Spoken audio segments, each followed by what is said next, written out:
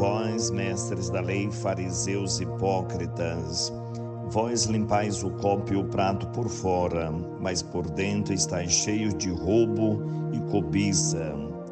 Fariseu cego, limpa primeiro o copo por dentro, para que também por fora fique limpo. Meus irmãos, minhas irmãs, hoje, terça-feira, dia 27 de agosto de 2024, o Evangelho de Jesus é de autoria de Mateus 23, de 23 a 26. Mais uma vez, Jesus continua e insiste, reprovando a hipocrisia farisaica, o rubricismo, o protocolo, a formalidade aparente diante dos outros, porém, por dentro, cheios de impureza, de imoralidade, infidelidade. O Evangelho de hoje nos traz uma continuidade do Evangelho de ontem, segunda-feira, em que nós refletimos Jesus Cristo repudiando ali esta atitude de uma aparente formalidade, mas incoerente com a prática, com a vida pessoal daqueles que instruíam os outros. Existiam centenas de regras, como um judeu, ele deveria sentar à mesa, tomar a refeição, lavar o copo, receber uma visita em casa. Eram assim tantos protocolos, etiquetas, que era algo extremamente excessivo, e o próprio Jesus conhecia, e ele diz: olha, vocês cobram dos outros, então a observância rígica, tão impositiva destas regras, o quanto vocês e os filhos de vocês não tocam nem sequer com um dedo. Ou seja, cobra altos impostos, tributos, tantos detalhes em normas e regras, mas eles nos bastidores da vida, no recolhimento da vida pessoal, eles não praticavam nada daquilo que eles ensinavam aos outros. E aqui eu citei a última parte do Evangelho de hoje, quando eles diz: vós limpais o copo e o prato por fora, mas por dentro estáis cheio de roubo e cobiça. Aquele sepulcro calhado, muito bem maquiado por fora, mas por dentro cheio de imoralidade, de impureza. Às vezes, atitudes que nós não concordamos há milhares de anos do tempo de Jesus Cristo, mas que nós praticamos hoje.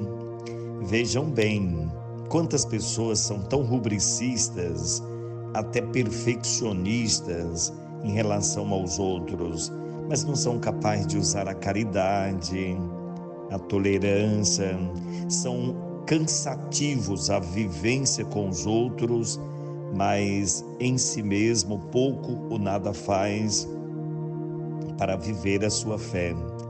São aqueles defensores da lei do talião, olho por olho, dente por dente, Não consegue perdoar, não consegue amar, não consegue ser tolerante, mas é aquela imposição ao outro de forma tão desumana, tão desumana.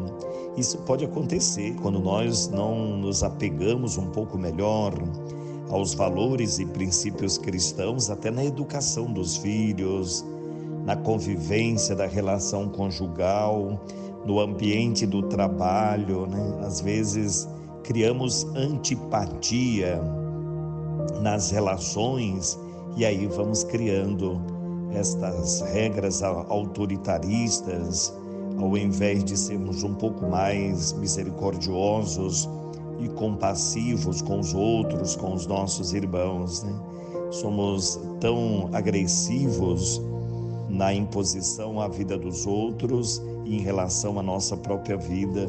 Permitimos tantas coisas, algumas até absurdas. Olha o que diz Paulo na leitura da segunda carta aos Tessalonicenses, Paulo diz: meus irmãos, cuidado, Cristo vem e um dia ele vai voltar. Não deixeis tão facilmente transtornar a vossa cabeça, nem vos alarmeis por causa de alguma revelação ou carta atribuída a nós, afirmando que o dia do Senhor está próximo, né? Paulo lembrando que existiam alarmes, informações distorcidas sobre a volta de Jesus, a parousia, a vinda gloriosa do Filho de Deus, e muitos ali se desesperavam e até usavam métodos e meios de autopunição e até se colocavam em desespero. Não se apegava à verdadeira fé, os meios de santificação. A exemplo da grande santa de hoje, Santa Mônica, esposa, mãe e viúva.